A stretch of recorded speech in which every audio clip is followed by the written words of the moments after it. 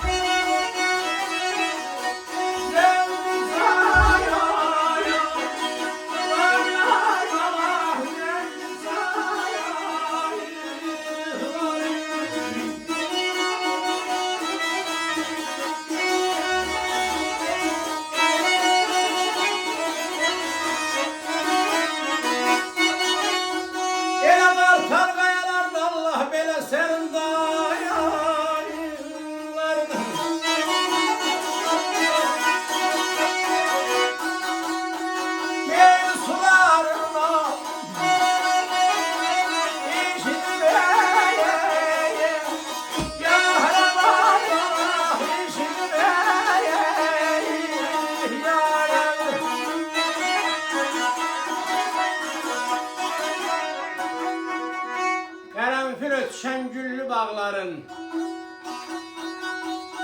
seven arzuların, zengin çağların, kartal qayaların, serin dağların, meyli sularından içtim yâre.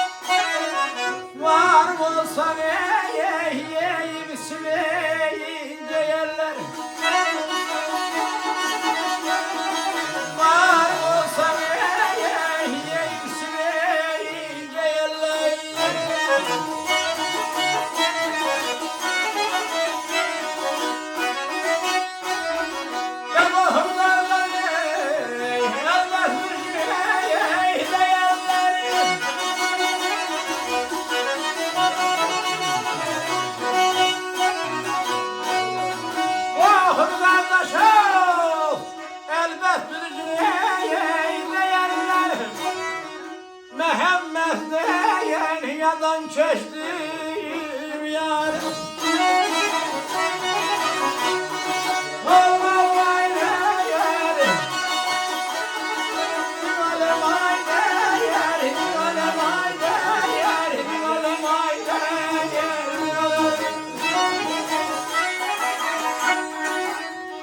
Mühənnətlər düz sözümü əyərlər.